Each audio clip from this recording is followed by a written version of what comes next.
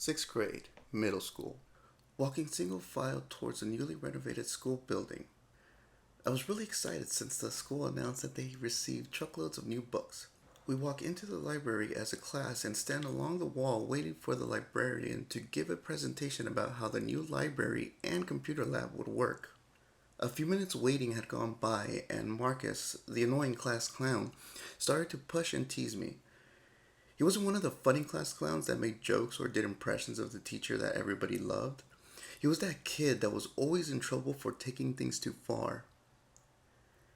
Everyone would try to stay away from him because he was trouble.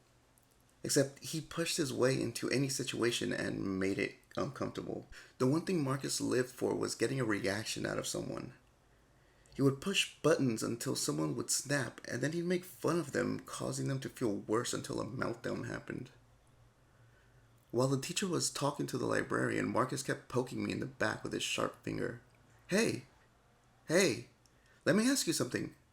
I just ignored him, waiting for the teacher to turn us loose so that I could check out the new books. Hey, I have a question for you. He got more and more annoying, so I just gave in. What? Are you a virgin? What? My voice cracked, mouth dried, and my face turned red. Two girls that were in front of me were now watching this awkward situation unfold. Answer me. Are you a virgin? More people turned around as Marcus raised his voice. I started to sweat as I thought up a response. Are you? I asked you first. I bet you are. I bet you jerk off all day because no one will have sex with you. Marcus, come here now.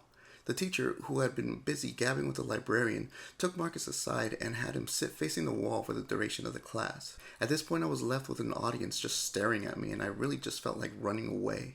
At the time, I was genuinely hurt by the situation. I was by no means the popular kid, and I got very nervous if I was the center of attention. I couldn't believe what had happened. I felt exposed. My secrets about my sex life, or lack thereof, had been leaked. Looking back now, I can't help but laugh. Of course I was a virgin. I was 12 years old. I don't know why I was so embarrassed to admit that.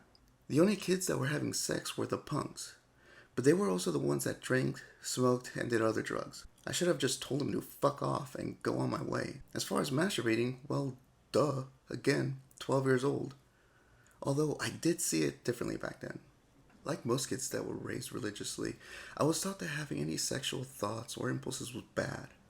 Whenever I would find a Playboy, I would be so excited, get so ashamed that I gave in to this gross human attribute. Before reading the magazine, I would lock the door, close the blinds, tell my parents I'd be sleeping so they wouldn't come in, and hide in the closet.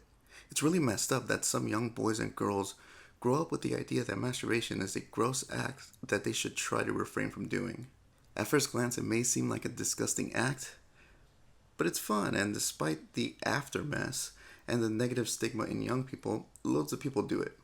It's damn near impossible as a boy, I'm not going to speak for the girls, at that age to simply stop thinking about things you're attracted to. Not only is it something that is completely normal, it can be good for you in a variety of ways. ASAP Science recently released a new video that explains the positive health benefits to masturbation. So whether you're choking the chicken or flicking the bean, have fun and be comfortable with yourself. Also, never be embarrassed about how much experience you have. There are 7 billion other people on the planet, and everyone's had different experiences.